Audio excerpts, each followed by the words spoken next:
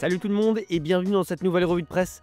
L'Olympique de Marseille a frappé fort pour son retour en Ligue des Champions à domicile. C'était un OM 4 étoiles comme le placard de la Provence. Pour l'équipe, c'était tout feu tout flamme, que ce soit sur le terrain ou dans le stade. Un stade qui a d'ailleurs battu un record d'affluence. L'OM a offert un récital au Vélodrome en écrasant l'Ajax 4-0 dans le cadre de la deuxième journée de Ligue des Champions.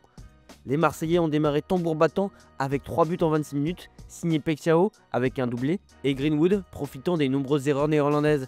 Totalement dépassés, les joueurs d'Aitinga n'ont jamais su répondre au pressing étouffant imposé par l'équipe de De Zerbi. Malgré un 11 de départ changé le matin même, l'OM a fait preuve d'un réalisme implacable. En seconde période, Pecchao a encore brillé en offrant le 4e but à Aubameyang. Justement, parlons du Brésilien. Pour lui, c'est comme dans un rêve, comme l'écrit l'équipe dans ses pages intérieures. Igor Pecchao a signé sa première grande soirée sous le maillot marseillais avec un doublé et une passe décisive face à l'Ajax Amsterdam.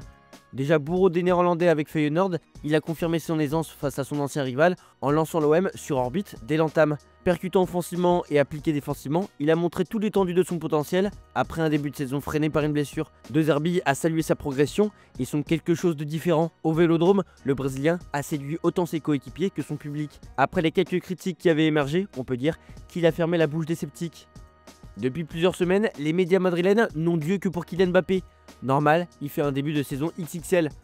Le Français a brillé lors du match de Madrid contre Kairat en ayant inscrit un triplé et en ayant contribué à 13 des 23 buts madrilènes cette saison.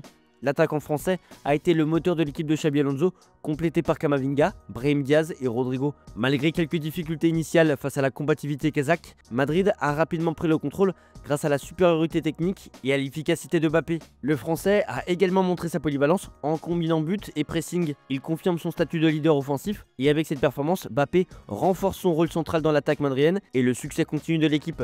Il réalise le meilleur démarrage de sa carrière avec 15 buts en 11 matchs si on compte ses 2 buts avec l'équipe de France. Thomas Roncero, rédacteur en chef du journal AS, en fait même son ballon d'or 2026. C'est un peu tôt pour s'avancer là-dessus, on vous l'accorde. Ce n'est pas la même ambiance partout. Lors du déplacement à Almaty, Xabi Alonso a dû gérer des tensions dans son vestiaire, notamment avec Vinicius et Valverde. Vinicius a manifesté son mécontentement après avoir été remplacé et a reproduit un comportement déjà observé face à l'Espagnol. De son côté, Valverde n'a pas joué et a affiché son désaccord publiquement, se montrant distant lors de l'échauffement et sur le banc. Ces incidents font écho à des tensions précédentes et révèlent un léger différend entre l'entraîneur et ses cadres. Xabi Alonso doit désormais concilier gestion de l'équipe et maintien de l'harmonie au sein du Real Madrid. C'est la fête pour Antoine Griezmann et l'Atlético de Madrid. Antoine Griezmann a marqué son 200e et 201e but avec l'Atlético de Madrid lors de la victoire 5-1 contre Francfort en Ligue des Champions.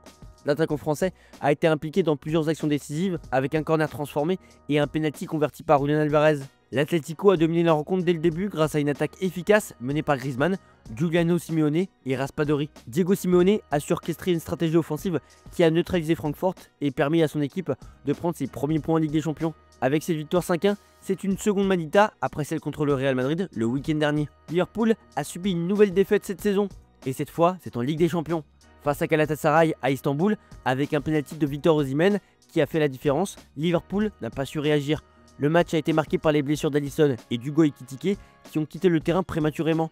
Liverpool a également vu son propre penalty annulé par le VAR à quelques minutes de la fin. Une annulation qui s'ajoute à une soirée déjà difficile pour l'équipe d'Arne Slot. Cette déconvenue intervient après un début de saison compliqué, mettant en évidence des inquiétudes tant sur le plan collectif qu'individuel. Les Reds devront rapidement se remettre pour affronter les prochains rendez-vous européens. Et avec le mercato qu'ils ont fait, ils sont attendus au tournant. Chelsea de son côté a renoué avec la victoire en s'imposant 1-0 face à Benfica grâce à un but contre son camp de Richard Rios. José Mourinho a fait son retour à Stamford Bridge avec Benfica, mais avec une soirée frustrante, notamment en intervenant pour calmer les supporters qui lançaient des objets sur Enzo Fernandez. D'ailleurs, le Daily Star s'est fait plaisir en faisant un petit chambrage au portugais. No way José. Le match a été marqué par l'expulsion en fin de partie du remplaçant de Chelsea, João Pedro, pour un deuxième carton jaune. Chelsea, malgré une victoire, a montré ses limites en termes de contrôle et de constance sur le terrain. Benfica de son côté s'est bien battu mais n'a pas réussi à concrétiser ses rares occasions. Tottenham a arraché un match nul à Bodo Glimt grâce à un but contre son camp de Josten Gundersen dans les dernières minutes, malgré un doublé de Jens Peter Hauge pour les Norvégiens. Les supporters ont souffert tout le match, notamment en l'absence de leur capitaine, Cristian Romero, et ont échappé à un penalty manqué par Bodo. Hauge a ouvert le score à la 53e minute et a doublé la mise à la 65e, mais Mickey Van de Ven a rapidement réduit l'écart avec une tête. Tottenham a été mis en difficulté tout au long du match avec plusieurs occasions manquées par Bodo. Le point arraché est finalement un soulagement pour les visiteurs après une prestation compliquée.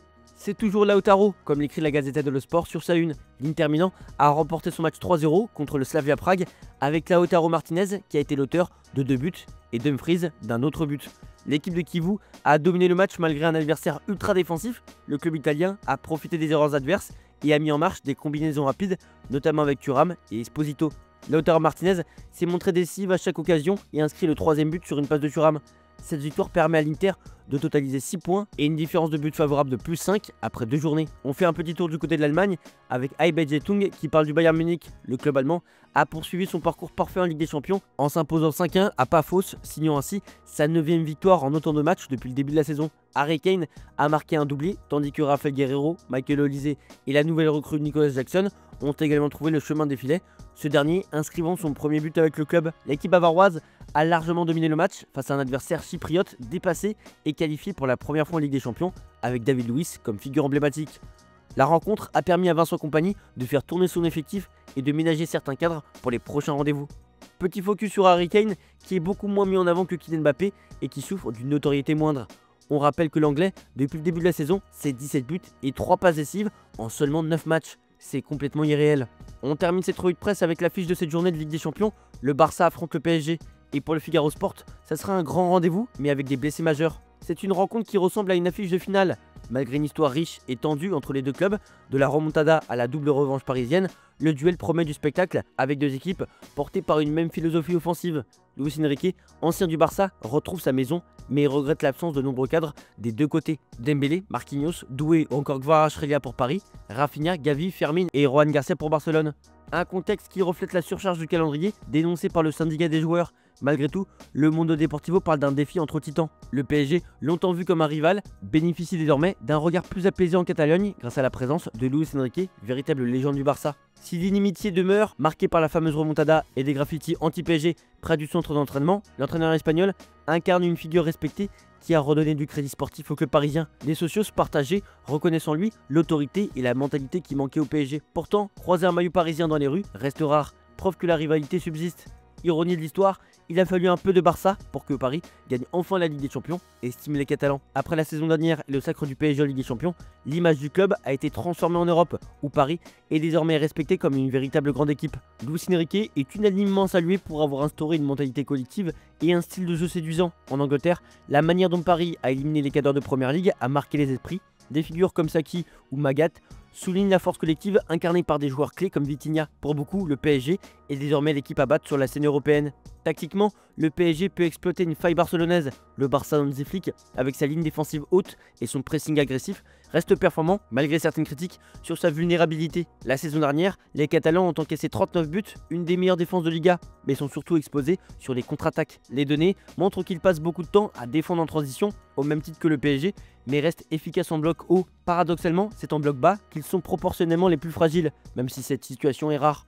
Voilà, c'est tout pour aujourd'hui. Bonne journée à tous, merci pour votre fidélité et on se retrouve en fin d'après-midi pour le JT Foot Mercato.